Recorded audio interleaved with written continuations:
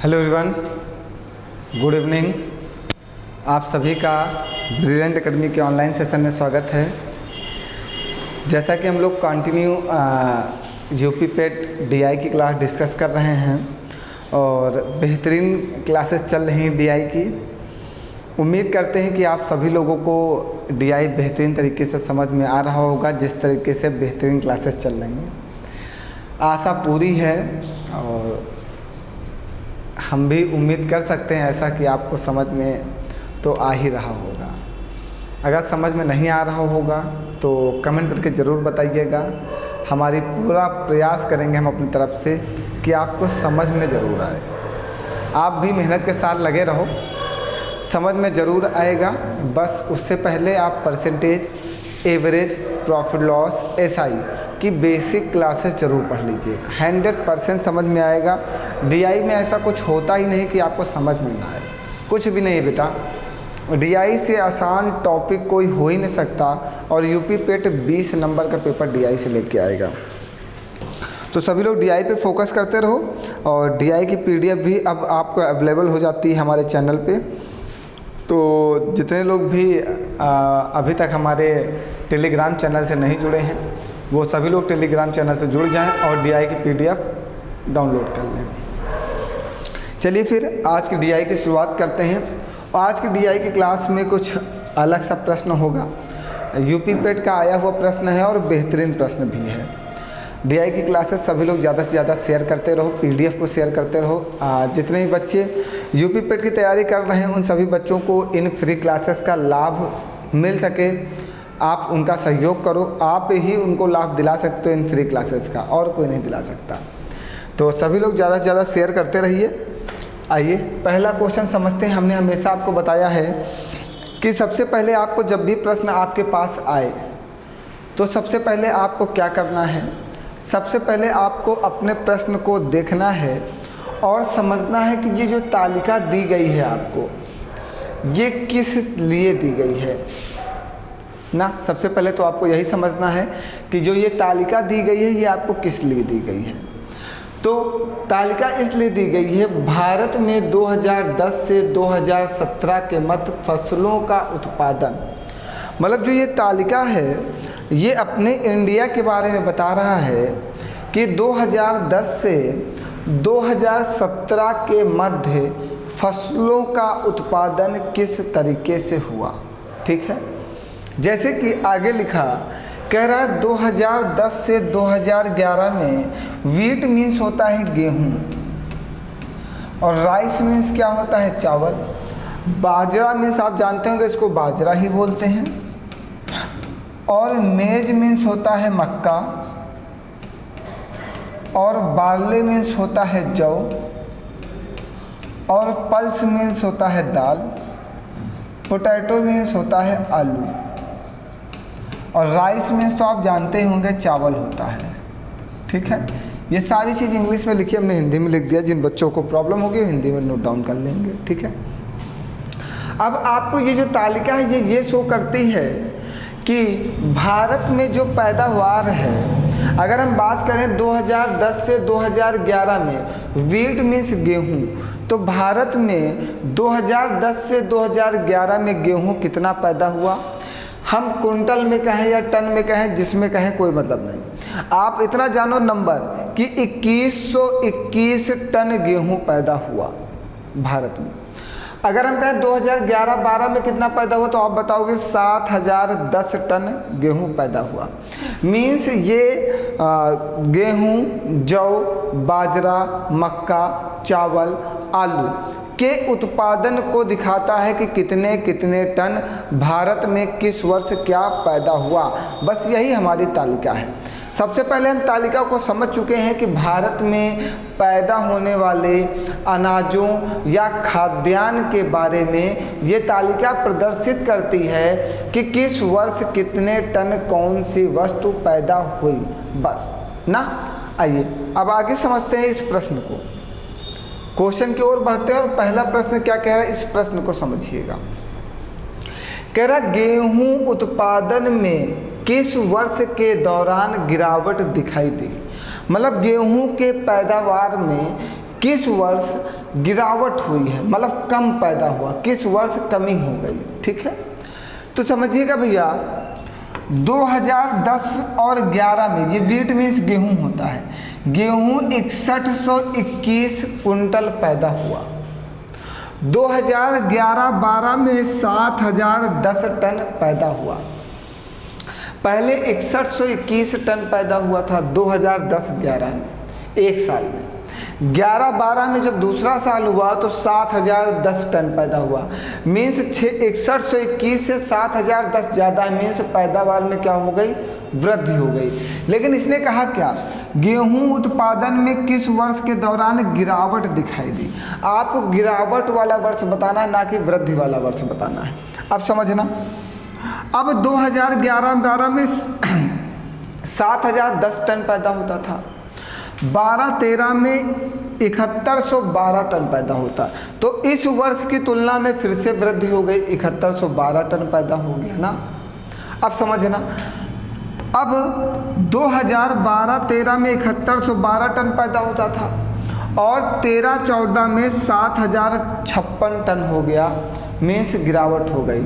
7112 से कितना आ गया, 7056 टन आ गया, किसमें, 13-14 में।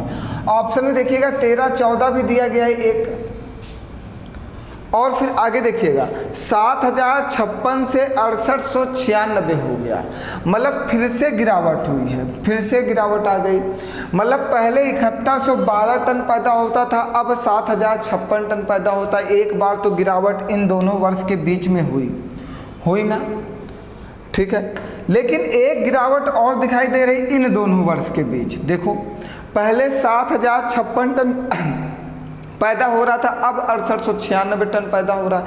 फिर से गिरावट हो रही किसमें, 2014-15 में। मीन्स देखो आंसर में 2014-15 भी है। मतलब ये यूपी पेट का पुराना पेपर है, मैंने पहले बताया प्रीवियस ईयर का है। ये क्वेश्चन का आंसर 2 बन रहे थे, मतलब गलत था, ये आंसर गलत था ना। तो 2015-16 में 6912 फिर से वृद्धि हुई, और 2016-17 में 7617 फिर से वृद्धि हुई ना। तो यहाँ पे जो आंसर बन रहा था 13-14 और 14-15 दोनों बन रहे हैं, दोनों आंसर बन रहे हैं। लेकिन अगर हम माने कि इस आंसर को किसको बनाया जाए, तो हम उस आंसर को बनाएंगे जहाँ पे भारी गिरावट हुई है। 7056 से 6896 मीन्स 2014-15। कह रहा गेहूं उत्पादन में किस वर्ष के दौरान गिरावट दिखाई दी, तो इस वर्ष से इस वर्ष में भी गिरावट हुई है, और इस वर्ष से इस वर्ष में भी गिरावट हुई, दोनों वर्षों में गिरावट शो हो रही है। लेकिन अगर हम आंसर की बात करें तो हम आंसर मानेंगे जिस वर्ष में भारी गिरावट हुई है। वो कौन सा वर्ष है, 6896 पैदा हुआ। उससे पहले 7056 टन पैदा हो रहा था, अब 6896 टन पैदा हो रहा है। यहाँ पे भारी गिरावट देखने को मिली, तो आंसर 2014-15 को बनाएंगे। ठीक है, हाँ कोई डाउट नहीं, दोनों आंसर हैं। वैसे हमें लगता है कि यूपी पेट वालों ने आपको दोनों पे आंसर दिए होंगे, नंबर दिए होंगे, क्योंकि दोनों आंसर सही तो नंबर दोनों पे मिलने चाहिए, ऐसा नहीं है। ठीक है, ये सबको एक तरफ से नंबर बटा होगा। लेकिन अगर मैं कहता तो मैं यही कहता कि आंसर आप 2014-15 को बनाओ, क्योंकि यहाँ पे भारी गिरावट देखने को मिल रही है गेहूं के पैदावार में। यहाँ से यहाँ में तो नॉर्मल गिरावट हुई है, लेकिन यहाँ से यहाँ में भारी गिरावट हो गई पैदावार में, तो भारी गिरावट वाले को आंसर बनाना चाहिए 14-15 को। चलो आगे बढ़ो, आइए। कह रहा इनमें से किस फसल में 2013 से 2017 के मध्य में लगातार वृद्धि दर्ज की गई। ठीक है, आपको कौन कौन सी फसल बोला है, पहले दालें मीन्स पल्स, एक फसल ये हो गई। बार्ले मीन्स जौ, मेज मीन्स मक्का, और कौन सा है, दालें हो गया, जौ हो गया, बाजरा। ये 4 फसलें आपको दी गई, और कोई फसल मत चेक करना, जितना ऑप्शन में दिया गया वही चेक करो। क्या कहा, इनमें से किस फसल में 2013 से 17, 2013 यहाँ है, 2013 से 17 मतलब इतने वर्षों की बात कर रहा है। 2013 से 17 के मध्य में वृद्धि दिखाई दी गई, मतलब हर वर्ष पैदावार में वृद्धि होती चली गई। हर वर्ष पैदावार में क्या हुई? वृद्धि हुई 2013 से 17 के मध्य में। सबसे पहले हम चेक करें बाजरा को, 1110 से कितना हुआ? 1160 वृद्धि हुई। 1160 से कितना हुआ? 1450 वृद्धि हुई। 1450 से कितना हुआ? 1460 वृद्धि हुई। तो कौन सा है ये? बाजरा। आंसर बाजरा बनना चाहिए। ठीक है, आगे चेक करो। देखो 40 से 90, 90 से 110, 110 से 75, यहाँ पे कमी हो गई, आंसर नहीं बन सकता। 200 से 216, 216 से 160 कमी हो गई, नहीं बन सकता। 310 से 370, 370 से 300 नहीं बन सकता। उसने कहा लगातार कंटिन्यूअस वे में इंक्रीज होना चाहिए। प्रोडक्शन जो है वो किसी भी वस्तु का, कौन सा ऐसी वस्तु है, यही तो कहा, इनमें से किस फसल में 2013-17 के मध्य उत्पादन में लगातार वृद्धि देखने को मिली, कंटिन्यूअस वे में इंक्रीज होते चली गई। वो कौन सी एक ऐसी फसल है जो कंटिन्यूअस वे में इंक्रीज हो रही, मतलब उसकी पैदावार बढ़ती ही जा रही, घटती है ही नहीं, बढ़ती ही जा रही, बढ़ती ही जा रही, बढ़ती ही जा रही। तो वो कौन सी फसल हो गई भैया? वो फसल हो गई आपकी बाजरा, क्योंकि बाजरा में कंटिन्यूअस वे में क्या हो रहा है? इंक्रीज हो रही है, उसका प्रोडक्शन जो है वो बढ़ता जा रहा है। बताओ कोई डाउट है आपको कहीं पर? बिल्कुल समझ में आ रहा होगा आप सभी लोगों को। मैं बहुत धीरे धीरे एक्सप्लेन कर रहा हूँ जिससे आपको समझ में आए। आगे बढ़ा जाए, चलिए नेक्स्ट प्रश्न क्या कह रहा है? कह रहा 2010-11 से 2016-17 की अवधि के मध्य आलू का औसत उत्पादन बताना है। मतलब 2011 से 10-11 से 2016-17 मीन्स टोटल वर्षों की बात कर रहा है। कह रहा है इसके मध्य आलू का औसत उत्पादन बताना है, एवरेज प्रोडक्शन बताना है। किसका? पोटैटो का। पोटैटो का एवरेज प्रोडक्शन बताना है, औसत उत्पादन बताना है। तो भैया जब भी औसत निकालना होता तो औसत बराबर होता क्या है? सभी संख्याओं का योग, सभी संख्याओं का योग बटे में सभी संख्या, सभी संख्या, सभी संख्याओं का योग बटे में सभी संख्या। एवरेज प्रोडक्शन होता है सभी संख्याओं का योग बटे में सभी संख्या। तो हमें आलू का औसत उत्पादन बताना है। आलू का क्या बताना है? औसत उत्पादन बताना है। यहाँ पे क्या होगा? सभी संख्याओं का योग बटे में सभी संख्या, मतलब आलू का जितना भी पैदावार है हम इसको ऐड करेंगे। ऐड करने के बाद जितनी संख्याओं को ऐड करेंगे उतनी संख्याओं से क्या कर देंगे? डिवाइड कर देंगे। ठीक है, ऐड करो। चलो सबको ऐड करना है, बिल्कुल सही ऐड किया जाएगा, गलत नहीं होना चाहिए। चलो पीछे 0, 2, 5, 2, 7, 7, 5, 12, 12, 5, 17, 17 का 7 हाथ से लगेगा कितना? 2, 17 का 7 हाथ से लगेगा 2। फिर से देख लीजिए 5, 2, 7, 7, 5, 12 और 12, 5, 17, 17 का 7 हाथ से लगेगा 1।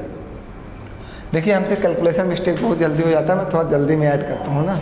5, 5, 10, 10, 5, 15, 15, 2, 17 7 हाथ से लगेगा 1, 1, 2, 2, 2, 4, 4, 2, 6, 6, 4, 10, 10, 1, 11, 11, 4, 15 का 5 हाथ से लगेगा 1, 2, 1, 3, 3, 2, 5, 5, 2, 7, 7, 2, 9, 9, 3, 12, 12, 4, 16, 16, 4, 20, 2057।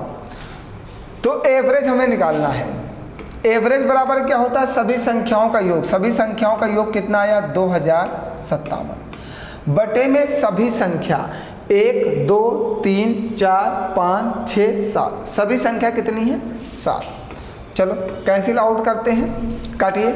7 दूनी 14, कितना बचेगा? 6, मतलब 65।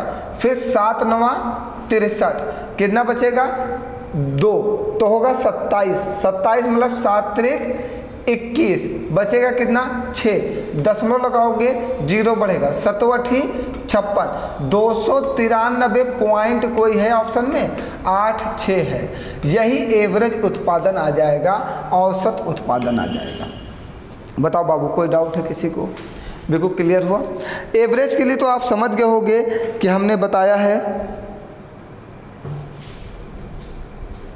हमने आपको एक बात बताया भैया कि एवरेज आपको हमेशा ध्यान रखना है, इसलिए क्योंकि एवरेज में हमेशा एक डीआई में एवरेज से प्रश्न जरूर आएगा आपके पेपर में।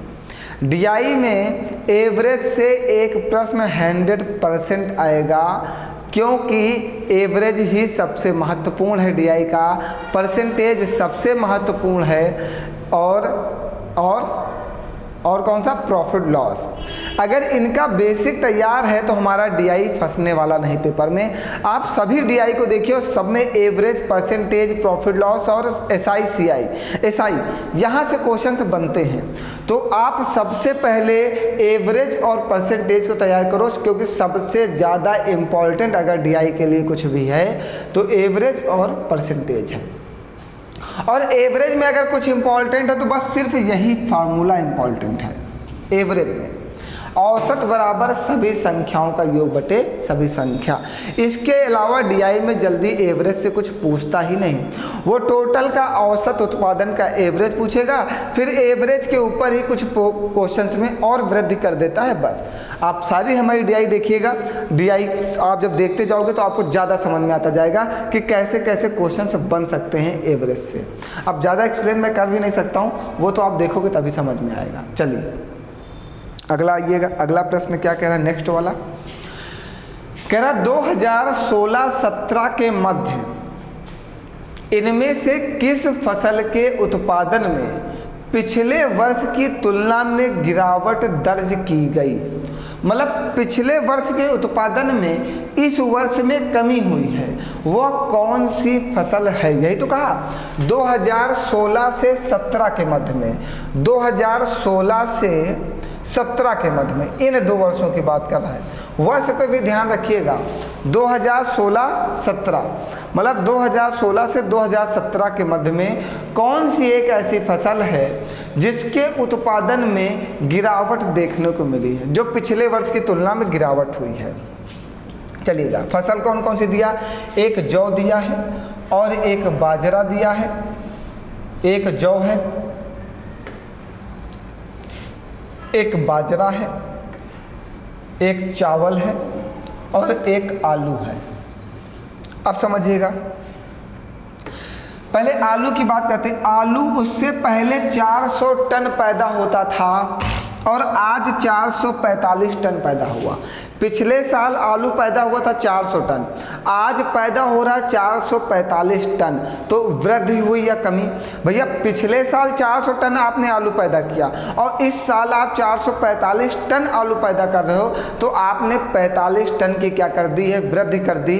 तो आलू आंसर नहीं बन सकता, क्योंकि इसने कहा है उत्पादन में पिछले वर्ष की तुलना में गिरावट दर्ज की गई।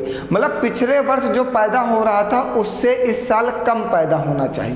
आइए बाजरा को देखिए, ये बाजरा है।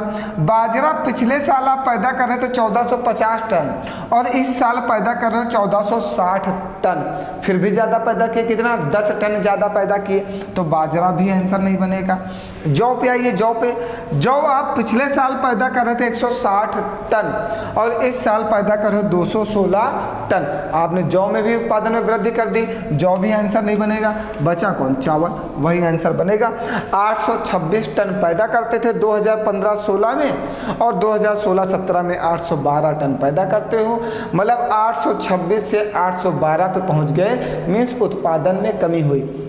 कहा है 2016-17 के मध्य, 2016-17 यही तो है, पिछले साल से कंपैरिजन करना था। 2016-17 में जो इस साल की पैदावार हुई थी उसको पिछले साल से कंपैरिजन करना था, तुलना करना था कि कहाँ पे वृद्धि हुई, कहाँ पे कमी हुई। जिसमें कमी हुई वही वाला आपको बताना था, क्योंकि उसने कहा था उत्पादन में पिछले वर्ष की तुलना में गिरावट दर्ज की गई है। ठीक है, बात क्लियर हो गई सबको। चलो आओ अगले प्रश्न में बढ़ो। कह रहा आलू का उत्पादन 2015-16 में 2010-11 का अंदाजन कितना गुना है। अच्छा, 2010 और 11, 2010 और 11 में आलू कितने टन पैदा होता था, 210 टन पैदा होता था। और 2015-16 में, 2015-16 ये है, आलू कितने टन पैदा होता है, 400 टन पैदा होता है। कह रहा है आलू का उत्पादन 2015-16 में 2010-11 का अंदाजन कितने गुना है? हमने कहा x गुना है, तो x बराबर 400 बटे में 21, 210। एक जीरो से एक जीरो काट देना, 400 को 21 से डिवाइड कर दो, 21 एक नाम 21, कितना बचेगा? 19। दशमलव लगाओगे, जीरो बढ़ाओगे तो 9 बार में जाएगा, 9 एक नाम 9, 9 दूनी 18, कितना बचेगा? 1। दशमलव लगा, जीरो बढ़ाओगे, मतलब 1.90। जब आप इसको कैंसिल आउट करोगे तो 1.90 आएगा। कितने गुना है? 1.90 गुना है। यही आपसे पूछा था कि आलू का उत्पादन 2015-16 में आलू कितना पैदा होता है? 400 टन पैदा होता है। 2010 और 11 का अंदाजन कितने गुना है? मतलब 2010-11 में आप 210 टन पैदा करते थे, 210 टन पैदा करते थे।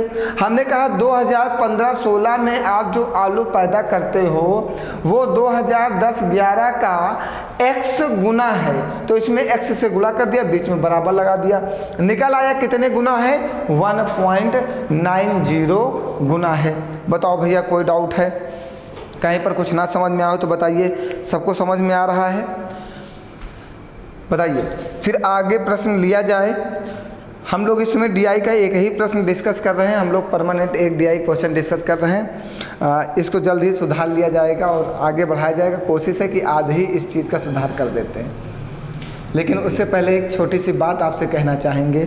जैसे कि बहुत सारे बच्चे सोचते हैं कि हमारी किस्मत कब खुलेगी, हमें जॉब कब मिलेगी और जॉब के लिए हमें कितना इंतज़ार करना पड़ेगा। सर अब मेरा पढ़ाई में मन नहीं लगता, अब हम कितने सालों तक पढ़ते रहें? बेटा देखो, आपको पढ़ना तो पड़ेगा, कितने सालों तक तो हम नहीं कह सकते, लेकिन जब तक आपको जॉब ना मिल जाए तब तक तो आपको पढ़ना ही पड़ेगा, क्योंकि आप उसी के लिए बने हो और आपको नौकरी ही चाहिए, क्योंकि आप दूसरे काम नहीं कर सकते हो। एक पढ़ने वाला बच्चा कभी भी गलत काम नहीं कर सकता, कभी रोड पे भीख नहीं मांग सकता, तो आप उन सब कामों को नहीं कर सकते हो, तो आपको पढ़ना पड़ेगा। आप पढ़ाई करो, वैकेंसी आएगी, मेहनत करो, आपको जॉब मिलेगी। मेहनत करोगे तो मैं गारंटी लेता हूं कि आपको जॉब पाने से कोई नहीं रोक सकता। क्योंकि जैसे कि 2-4 लाइनों में हम एक बात से आपको कहना चाहते हैं, आप इस बात को समझिएगा, सुनिएगा एक बात को। पानी को बर्फ़ में बदलने में वक्त लगता है, पानी को बर्फ़ में बदलने में वक्त लगता है, ढले हुए सूरज को निकलने में वक्त लगता है। पानी को बर्फ़ में बदलने में वक्त लगता है, ढले हुए सूरज को निकलने में वक्त लगता है। थोड़ा धीरज रख, थोड़ा धीरज रख, थोड़ा और जोर लगाता रहे, थोड़ा धीरज रख, थोड़ा और जोर लगाता रहे। किस्मत के जंग के लगे दरवाजे, किस्मत के जंग लगे दरवाजे को खुलने में वक्त लगता है। किस्मत के जंग लगे दरवाजे को खुलने में वक्त लगता है। तो आप मेहनत करते रहो, मैं गारंटी लेता हूँ कि आपको जॉब निश्चित मिलेगी, क्योंकि किस्मत का दरवाज़ा आज नहीं तो कल खुलेगा ज़रूर। क्योंकि जिसने भी मेहनत की है उसकी किस्मत बदली ज़रूर है। तो प्यारे बच्चों, इस बात को हमेशा ध्यान रखना कि किस्मत आपकी ज़रूर बदलेगी, लेकिन किस्मत उसी की बदली है जिसने मेहनत किया है। जिसने मेहनत नहीं किया उसकी किस्मत नहीं बदली। ठीक है, तो हम लोग कल से अब DI की क्लास को थोड़ा सा बड़ा करेंगे और कल से ही रीजनिंग क्लासेस की सीरीज़ हम लोग शुरू करने वाले हैं। प्रयास है कि ये सीरीज़ मंडे से स्टार्ट की जाएगी और 1 मंथ तक चलेगी, जिसमें UP पेट, UPP और आने वाली जितनी भी वैकेंसीज़ होंगी हम उनकी तैयारी रीजनिंग करते रहेंगे।